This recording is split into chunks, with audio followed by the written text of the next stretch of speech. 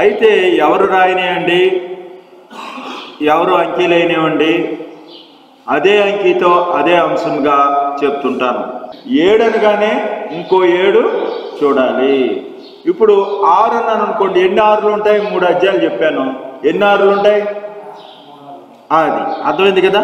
4 అని చెప్పాను అనుకోండి, ఎన్ని 4లు ఉంటాయి?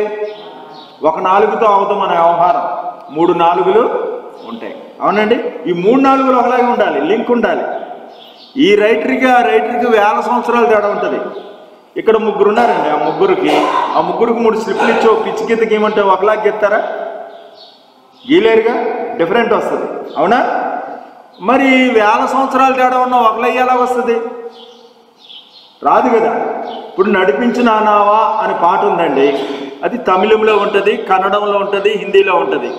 మీకు తమిళం రాదు, తెలుగు ఏమండి హిందీ రాదు, మరి గుర్తుపడతారు. ఎలా గుర్తుపడతారు?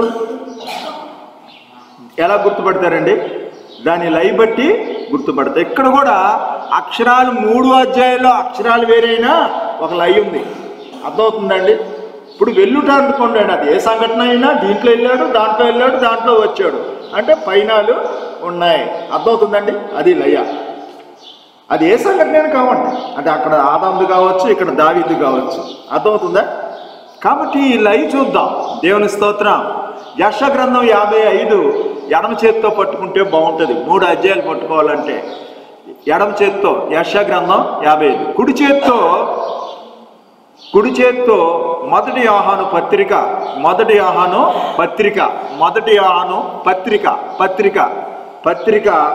అధ్యాయమే పట్టుకోవాలి.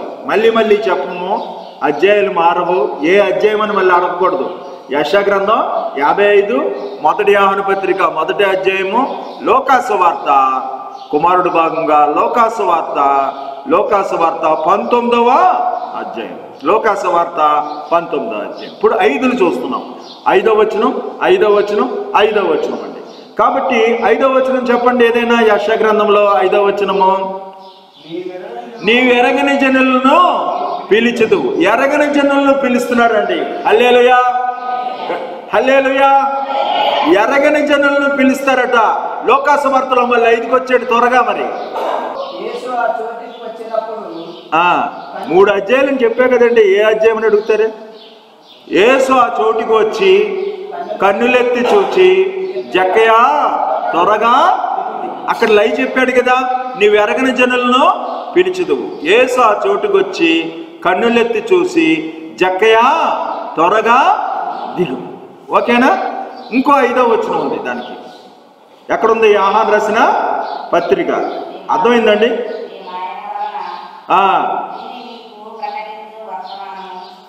ప్రకటించు వర్తమానం ఏదనగా దేవుడు వెలుగై ఉన్నాడు, ఆయన యందు చీకటి ఎంత మాత్రమో లేదు. ఎలా తెలిసింది ఆయనకి? ప్రకటించాడా లేదా? ప్రకటించు వర్తమానం ఏదనగా ప్రకటించాడా లేదా? దేవుడు వెలుగై ఉన్నాడు, ఆయన యందు చీకటి ఎంత మాత్రమో లేదు. మరుగైంది ఏది లేదు. ఆవిష్కరణ, మరుగైన సంగతులు వెల్లడి చేయుట 5వ వచనాల్లో వచ్చినాయి. హల్లెలూయా, హల్లెలూయా. అలాగే 6 చదవండి. 3 పట్టుకొని పరిశోధనగా చూడాలి. ఇది కలుతుందా? ఎలా కలుతుంది? కలవదు అని చూడాలి. అర్థమవుతుందా? రాత్రి క్రిస్మస్ యెహోవా కన్నాడు, మరియమ్మ కన్నది, తను తాను పుట్టాడు. 3 ఏళ్లే. ప్రజలందరూ సువార్త, ప్రతి మోకాలు యేసునామమున వంగును. రాత్రి వేళ మందరు కాస్తున్నారు, మరణం పొందినంతగా కాశాడు. కుమారుని ముద్దు పెట్టుకుని పశువుల తొట్టిలో ఆయన ఉన్నాడు. అన్నీ కలిస్తే వేరు కాలాల్లో చాలా మజాగా ఉంటుంది, చాలా తమాషాగా ఉంటుంది, చాలా అద్భుతం జరుగుద్ది. తప్పుడు బోధలు రావు. మన ఇష్టం వచ్చేట ఊహతో అటు తిప్పేసి ఇటు తీసిపోయాడు. చక్కగా రైలు పట్టాల మీద నడుపుతాడు. చూసారా? వేరే దారి వెళ్ళదు. చక్కగా ఏది ఉందో పరలోక బోధ వచ్చేస్తుంది. 3 పేటల తాడు త్వరగా తెగిపోదు. 2 3 సాక్ష్యాల మీద ప్రతిదీ స్థిరపరచబడాలి. 3 సాక్షులు. ఇక్కడ మన సాక్ష్యం కరెక్ట్ కాకపోవచ్చు, 3 సాక్షులు చెప్తున్నారు. ఇంకో 6 చదవండి. 6 యెషయాలో 6 చదవమ్మా. యెషయాలో 6వ వచనం చదవమ్మా. యెషయా, యెహోవా మీకు దొరుకు కాలం ఎదుకుడి, సమీపంలో ఉండగా దొరికినప్పుడే పట్టుకోమంటున్నాడు. లోకాసు వార్తలోకి వచ్చేవాళ్ళు మళ్ళీ అమ్మటే చెప్పకూడదు. లోకాసు వార్తలో త్వరగా దిగి సంతోషముతో చేర్చుకున్నాడు. హల్లెలూయా. మీకు అర్థమైందండి? దొరికినప్పుడే పట్టుకోమన్నాడు. ఇక్కడ 6వ వచనంలో దొరికినప్పుడే పట్టుకోమంటే జక్కయ్య త్వరగా దిగి వచ్చేసాడు. ఇక్కడ ఎరగనోడు పిలుస్తున్నామంటే యేసయ్య పిలిచాడు. అవునా? దొరికినప్పుడే పట్టుకోమంటే జక్కయ్య త్వరగా దిగి చేర్చుకున్నాడు. మరి దేవుడికి ఎలా తెలుసు అనేది, దేవుడు వెలుగై ఉన్నాడు అని అక్కడ వ్యాఖ్యానం ఇచ్చాడు.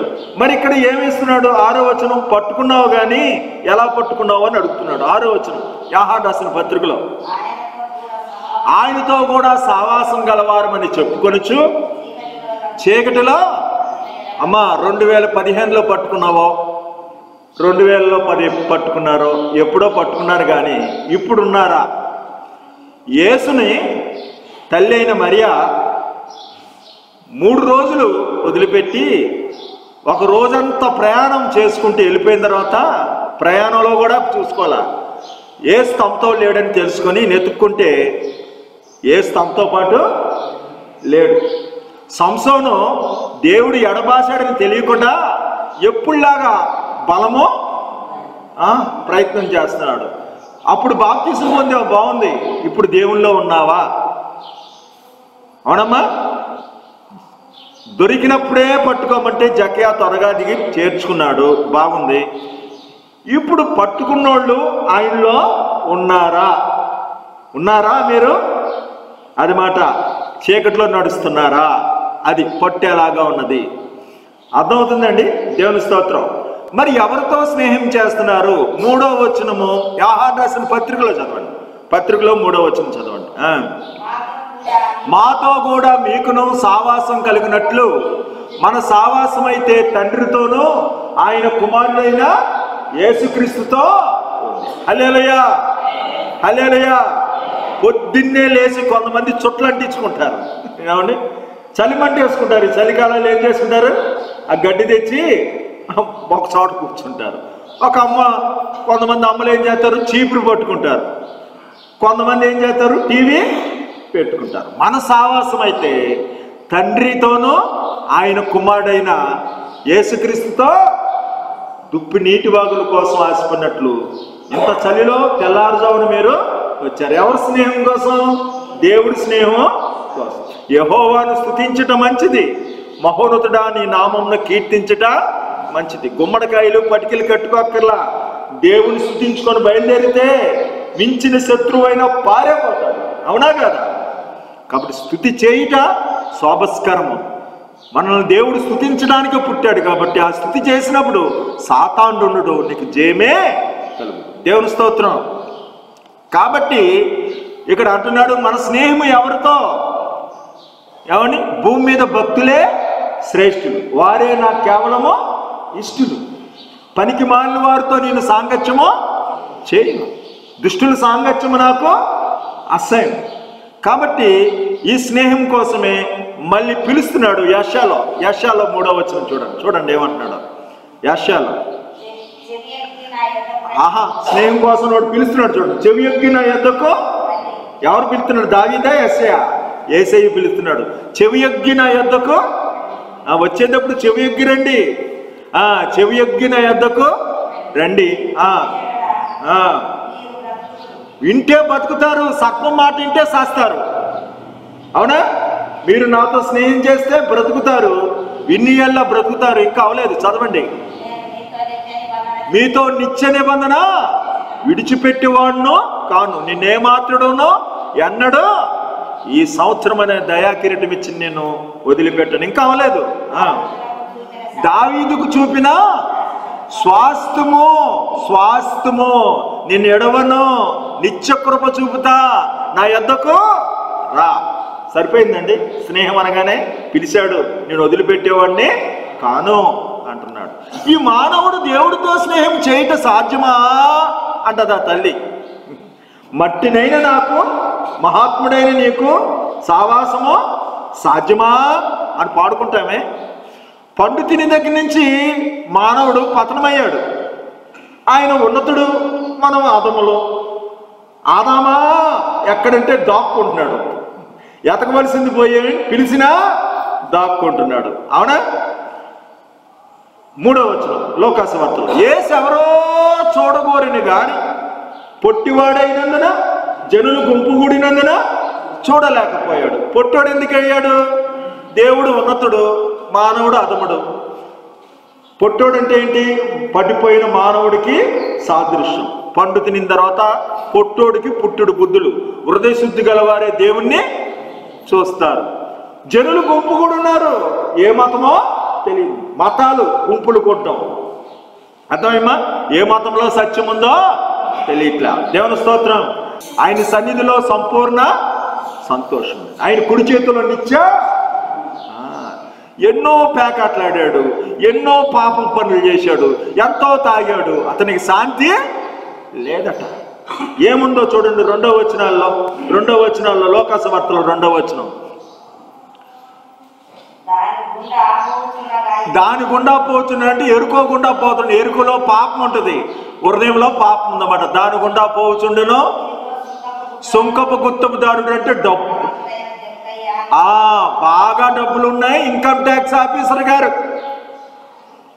ఐశ్వర్యం కొదువేమీ లేదు, కుటుంబంలో కలతేమీ లేదు, లోకంలో ఎన్నో జయాలు చూశాను నేనెంతో కాలం, అయినను ఎందుకో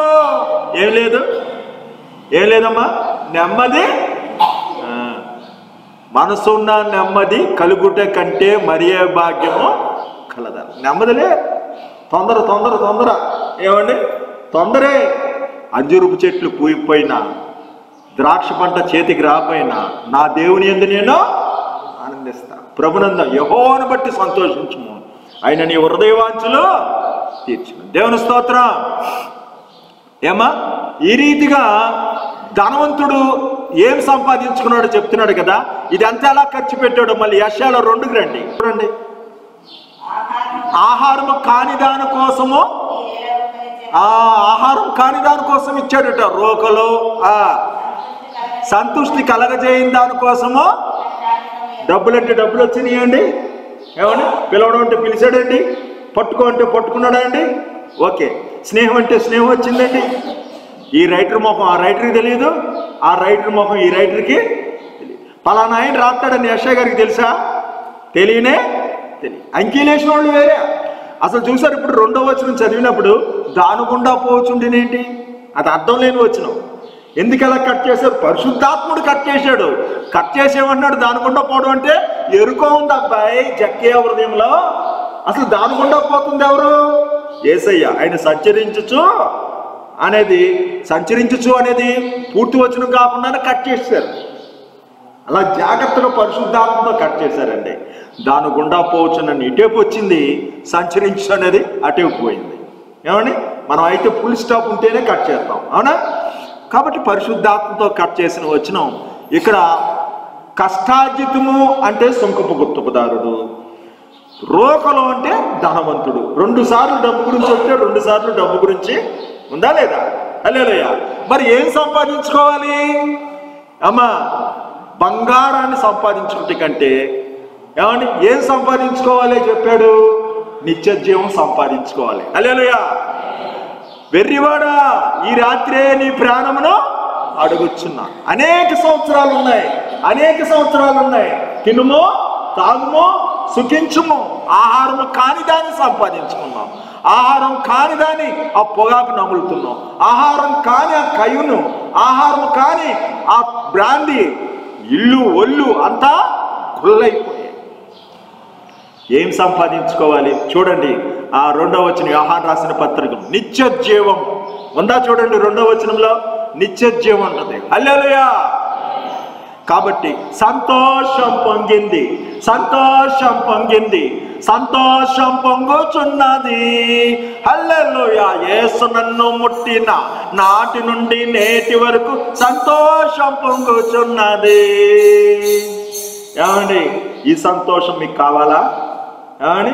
జక్కయ్యా త్వరగా దిగంటే ఏమండి సంతోషముతో ఈ సంతోషము మీకు కావలెనా, ఈ సంతోషము మీకు కావలెనా, సంతోషమే సమాధానమే నేడే యేసు నొద్దకు రాము. చెప్పాను కదండి, జర్దాలు ఇస్తాయా, సిగరెట్లు ఇస్తాయా, శాంతి సమాధానము యేసయ్య పాదాల దగ్గర నాకు స్థిమితం అయిపోయిందండి. జైల్లో పట్టేసినట్టు ఒక గదిలో పెట్టేసండి 10 సంవత్సరాలు అక్కడ. ఏమండి, నాకు ఒక్కరితో నిమిత్తం లేదు. ఒక స్నేహితుడి దగ్గరికి వెళ్ళాలి, అర్ధరాత్రి 2 దగ్గర స్నేహితులే. ఏమని ఎంత శాంతినిచ్చాడు. శానాదేయాలు పట్టినోడికి ఉదాహరణ నేనే. భ్రష్టుడైన నన్ను మార్చి ఏమని ఇటువంటిగా వాడుకుంటున్నాడు. మీరు కూడా ఎలాగిచ్చాడండి, అందరికీ ఎలాగిచ్చాడు అనుకున్నారు? ఆత్మను ఎలాగిచ్చాడండి? 10 రోజులు నిలిచి, యెరూషలేము నుండి వెలక నిలిచి ఉంటే పైనుండి ఆత్మ వచ్చి. మీరు బాప్తిసాలు తీసుకుంటారు కానీ నిలిచి ఉండరు. 3 రోజులు కూడా నిలిచి ఉండరు. 3 రోజులు నిలిచి ఉంటే పాపం మీదైనా జయం వస్తుంది. 10 రోజులు నిలింటే సేవకులే అయిపోతారు. నా యందు మీరును, మీ యందు నా మాటలో నిలిచి ఉన్నల్లా మీకు ఏది ఇష్టమో అడుగుడు. స్వభావిరోధమైన పిచ్చుకోమని నేను ఒలివ కొమ్మతో అంటికట్టి కదలకుండా ఉన్నప్పుడు అది అసలు కొమ్మగా మారిపోయింది. నిలిచి ఉండడంలో చెయ్యిరిగిపోయింది. 2 నెలలు ఇలా కట్టి కడితే ఏమవుతుంది అమ్మా? మళ్ళీ బస్తాలు మాస్తారు. ఎంత డాక్టర్ అయినా సరే ఎముక కుట్లేడు. ఏమండి, టెండూల్కర్ వచ్చేసి రాకపోతే ఆ క్రికెట్ వాళ్ళు వచ్చేసి నేను 10 కోట్లు ఇస్తాను రేపు మ్యాచ్లో ఆడాలన్నా కుదరదు. అది అలా కదలకుండా నిలిచి ఉండాలి. యేసయ్య కూడా ఏమీ చేయలేడు. పేతురు గారికి, యోహాను గారికి వీరందరికి నూనె రాసో రక్తం రాయలేదు. ఏమని నిలిచి ఉన్నారు. వారంతట వారు నిలిచి ఉంటే గాని యేసు చనిపోయి తిరిగి లేసినా వేస్టే. మీరు నిలిచి ఉండకపోతే ఎంతసేపు నిలిచి ఉంటున్నారు? పొద్దున్న ఇక్కడ నిలిచి ఉంటున్నారు, మంచిదే. ఒంటరిగా కూడా నిలిచి ఉండాలి. దేవుని స్తోత్రం. నాకు వేరుగా ఉండి మీరేమీ చేయలేరు. కాబట్టి అండి ఈ 2వ వచనాలు అయిపోయినాయి. 3, 4వ వచనాలు చూడండి. యోహాను రాసిన పత్రికలో చదవండి. మీ సంతోషం పరిపూర్ణోటికే ఈ సంగతిలో సంతోషం కోసమే అన్నప్పుడు సంతోష విషయాలండి. యెషయా గ్రంథంలో ఏంటేంటి ఇస్తున్నాడంట నీకు సంతోషము? చూడండి యెషయాలో 4వ వచనం. బ్రతికితే నీ మోడల్లో బతకాలి. నువ్వు కట్టుకున్నట్టు ఇల్లు కట్టాలి, నువ్వు వేసుకున్న దుస్తులు ధరించాలి, నీ మోడల్లో తలదూకోవాలి. అలాగ చేస్తా జన్మలకు సాక్షిగాను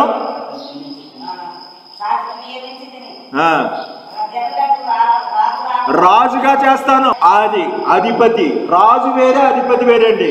ఇటు చూడండి, గవర్నర్ ఉన్నాడు, ఆయన రాజు, అధికారం ఉండదు. సీఎం ఉన్నాడు, అధిపతి. అధిపతి నువ్వే, గవర్నరు నువ్వే, రాజు నీవే, పెత్తనము కూడా నీదే. బతికితే సినిమా యాక్టర్లను చూసుకో, డ్రెస్సులు కుట్టించుకుంటారు సార్. నీ మోడల్లో బతకాలి. సాక్షి అంటే ఏంటి? ఈ మోడల్లో స్టార్ మాట. స్టారు నువ్వే, ఏమండి అధిపతివి నీవే, రాజువి నీవే. నిన్ను చేస్తా. ఎన్ని రోజుల్లో? ఇటువంటి సంతోషమైన వాటిని మరి ఎలాగ సంతోషంతో ముందుగా ఉత్సాహంతో వచ్చాడో ఈ ప్రోత్సాహాలు ఉత్సాహాలు చూడండి. 4వ వచనంలో అతడు ముందుగా పరిగెత్తి ఆయన చూచుటకు ఒక మేడి చెట్టు దుప్పు నీటి వాగుల కోసం ఆశపడినట్టు నా హృదయము శరీరము ఆనందంతో మందిరానికి వచ్చాడు. త్వరగా కనబడలేదు, నిరాశపడలేదు. ఏ వీధిలో తర్వాత వస్తాడో అడిగాడు. అది పెద్ద సిటీ మాట. ఏమని ఆ ఎరుకోలో పక్క వీధికి వస్తాడని తెలిసి ఆ వీధికి ముందు వెళ్ళిపోయాడు. ఇది ఎలాగా మనకు అందేది కాదని పక్క వీధికి వెళ్ళిపోయి ముందుగా అడ్వాన్స్కి వెళ్ళి చెట్టెక్కి కూర్చున్నాడు. ఈయన ప్రయాస గమనించాడు. ఎలా పరిగెత్తాడో చిన్నపిల్లోళ్ళలాగా. ఎక్కేటప్పుడు మరి కొట్టుకుపోయింది, చీమలు కరిసినాయి. ఏమండి ఈయన తక్కువ మనిషా? ఏమన్నా 10th క్లాస్ చదువున్నాడా? తహసీల్దార్ గారు. ఎవరు? తహసీల్దార్ గారు అక్కడికి వస్తే ఎవరు ఎలా ప్రేమిస్తున్నారు ఆయనకి? తన ఎడల యథార్థవంతులను బలపరచుడికే ఒకరి దృష్టి లోకమంతా ఆయన ఎరుగును. ఏసా చోటికి వచ్చి జక్కయ్యా త్వరగా దిగంతే దిగిపోయాడు. దేవుని స్తోత్రం. 7వ వచనాలమ్మ, 7వ వచనాలు చదవండి. ఇది చాలా ఇంపార్టెంట్ వచనం మనకి. 7వ వచనాలు ఇంపార్టెంట్ చదవండి. భక్తిహీనులు తన మార్గంలో ఎడవలను, దుష్టులు తలంపుల మానవలను యెహోవా వైపు తిరిగిన యెడల ఆయన జాలిపడును.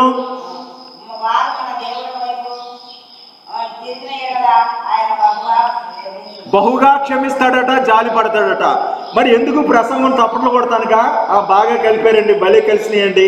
అందుకే ఆ ప్రసంగం భక్తిహీనులు తన మార్గం లేడవలను, దుష్టులు తమ తలంపులో మానాలి, అప్పుడు ఆయన క్షమిస్తాడు, జాలి పడతాడట. భక్తిహీనుడు మార్గం విడిచిపెట్టి ఎక్కడ నడవాలి? యోహాను రాసిన పత్రికలో చూడండి, యోహాను రాసిన పత్రికలో త్వరగా.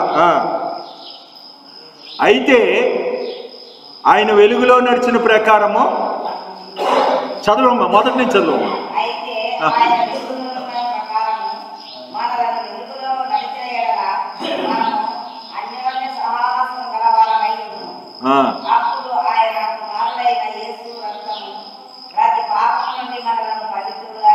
ఎప్పుడు? అప్పుడు యేసు రక్తం పవిత్రపరిచింది. ఇప్పుడు వచనం చదివిందండి ఆవిడ, అవునా కదా? 65 ఏళ్ళు ఉన్నప్పుడు నీకు పెన్షన్ ఇవ్వబడదు, ఇది కరెక్ట్ బాధ, అవునా కదండి? మరి పెన్షన్ ఇవ్వబడును చివరి పదం చూసుకుంటే మోసమే. పెన్షన్ ఇవ్వబడినా అందరికి చెప్తారా? ఎవరు? అవునా?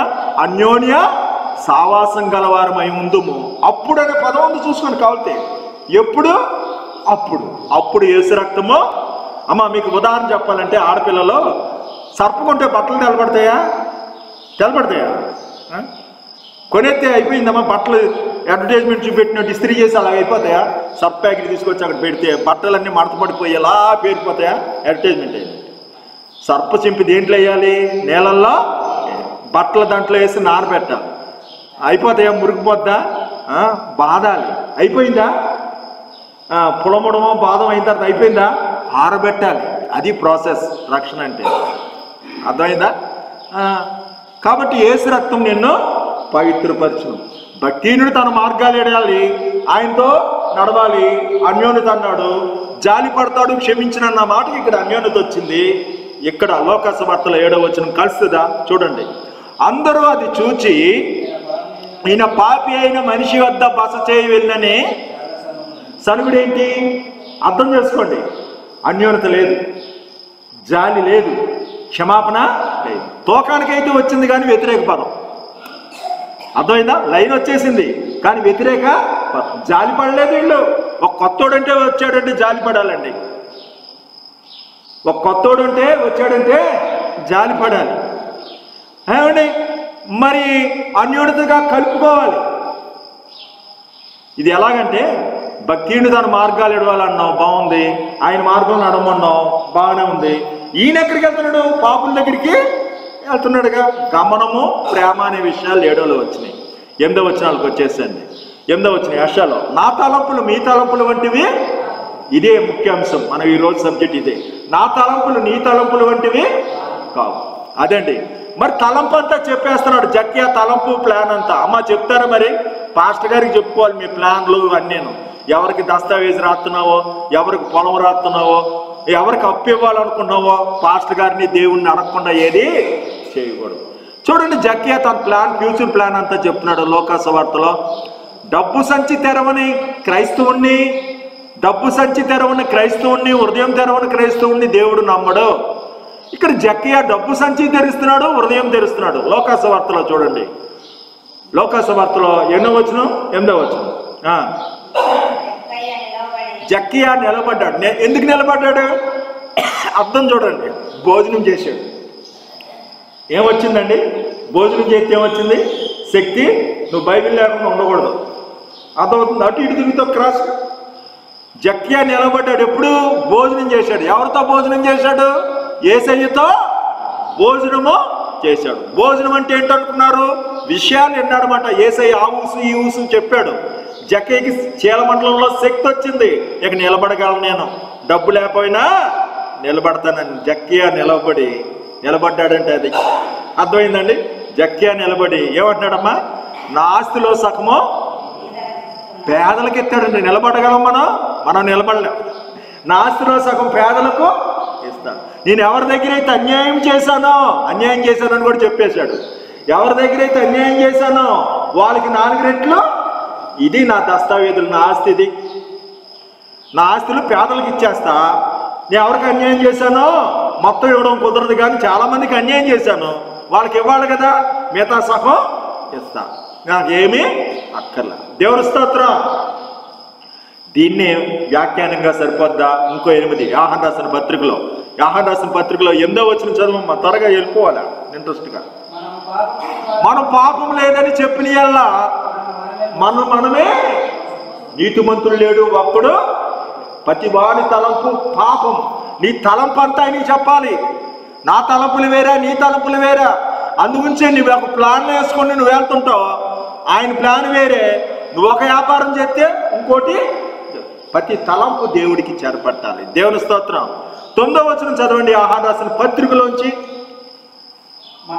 మన పాపను మనం ఒప్పుకొని యెల్లా ఆయన నమ్మదగిన వాడు, నీతిమంతుడు కనుక ప్రతి పాప నుండి మనం పవిత్రపరిచి దుర్నీతి నుండి పవిత్రులుగా చేయనంటే. లోకాసు వార్తలో 9వ వచనం, నేడు ఇంటికి రక్షణ వచ్చి.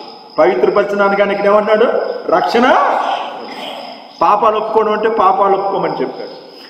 రక్షణ వచ్చినంటే, పవిత్రపరిచినంటే రక్షణ వచ్చింది. దేవుని స్తోత్రం. అక్కడ ఏం ఆకాశం చెప్తున్నాడు. ఇంగ్లీష్లో అయితే హెవెన్ అంటే పరలోకమే అక్కడ ఉంటుంది. ఏమంటే అందనవి అందుకొనుట. ఆకాశముకు భూమి, మట్టినైనా మనము పరలోకం వెళ్ళగలమా? మరి దేవుడు మనకిస్తాడు. 10వ వచనం యెషయాలో 10వ వచనం, వర్షమును హిమమును ఆకాశం నుండి వచ్చి మనిషికి ఆహారం ఇవ్వడానికి వస్తుందంట వర్షము. లోకాసు వార్తలో కూడా 10వ వచనం చదవండి. లోకాసు వార్తలో కూడా 10వ వచనం,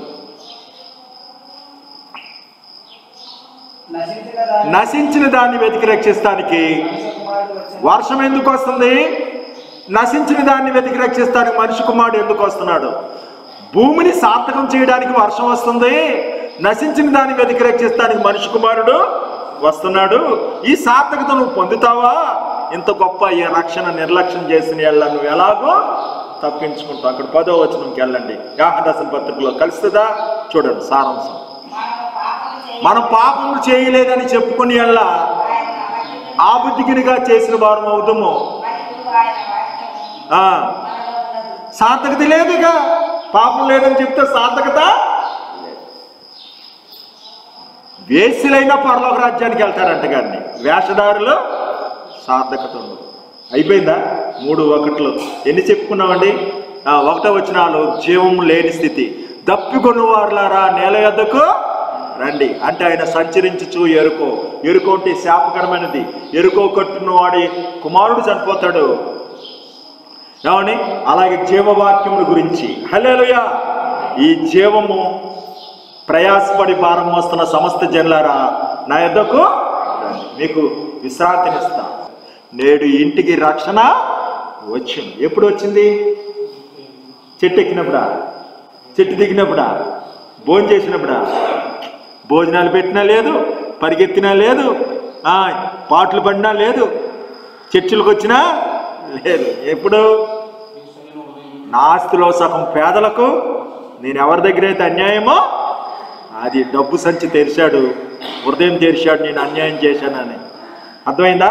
పాపం ఒప్పుకున్నాడు, డబ్బు సంచి కూడా మీరు కూడా తెరవాలి. ప్రార్థన చేసుకుందాం.